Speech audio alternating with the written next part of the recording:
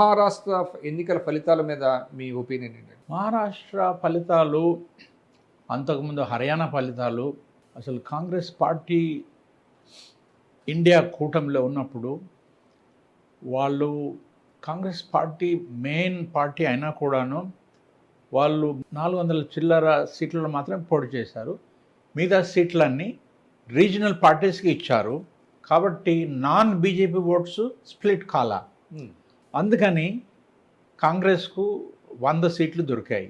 అయితే కాంగ్రెస్ వాళ్ళు అనుకున్నారు, అంటే ఇప్పుడు దేశంలో 3 కాంగ్రెస్ తరఫు వస్తున్నది, బీజేపీ మోడీ తరఫు నుంచి మా వైపు వస్తున్నదని, అంటే షిఫ్ట్ అవుతున్నదని వాళ్ళు అనుకున్నారు.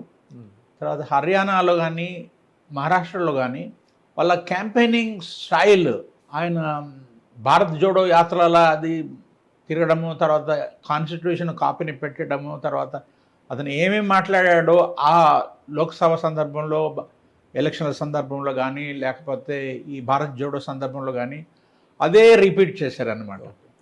దాని వలన ఈ had nothing new to say. ఎప్పుడు ఈయన ధనవంతులకే సాయం చేస్తాడు, పేదవాళ్ళని పట్టించుకోడు. అంటే ప్రో రిచ్ అదానీ అంబానీలు అది పాత పాటలాగానే పాడుతూ వచ్చేసారనమాట. తర్వాత ఎంత క్యాంపెయిన్ను సీరియస్గా తీసుకొని ఎలాగ బీజేపీ వాళ్ళు చేస్తారో, మోడీ కానీ అమిత్ షా కానీ దేశం అందరూ ఆ ప్రాంతానంతా ఒక కార్పెట్ బాంబింగ్ చేస్తారు. పబ్లిసిటీ క్యాంపెయినింగ్, వాళ్ళ మంత్రులు, తర్వాత ఆల్ సీనియర్ లీడర్స్ అంతా పోయి తిరుగుతూ ఉంటారు.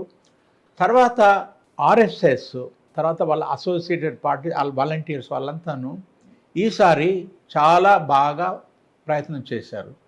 వాళ్ళు ప్రతి ఊర్లో, ప్రతి వాడలో వాళ్ళ వాలంటీర్స్ ఉంటారనమాట. అయితే బీజేపీ లోక్సభ ఎలక్షన్లు అప్పుడు నడ్డా ఒక రిమార్క్ చేశారు, మా పార్టీ పెరిగిపోయింది, మాకు ఆర్ఎస్ఎస్ అవసరం లేదు అని. దాని వలన చాలా అప్సెట్ అయిపోయారు. భాగవత్ కానీ తర్వాత వాళ్ళ అంటే ఓపెన్గా చేశారండి నడ్డా గారు ఒక ఇండియన్ ఎక్స్ప్రెస్ ఇంటర్వ్యూలో అట్లా అనండి అనమాట. దానివల్ల చాలా అప్సెట్ అయిపోయారు. కాబట్టి లోక్సభ ఎలక్షన్స్ అప్పుడు వీళ్ళు అంత ఇంట్రెస్ట్ తీసుకోలేదు, క్యాంపెయిన్ పార్టిసిపేట్ చేయలేదు. దాని వలననే బీజేపీకి దెబ్బ తగిలింది. వాళ్ళ సొంత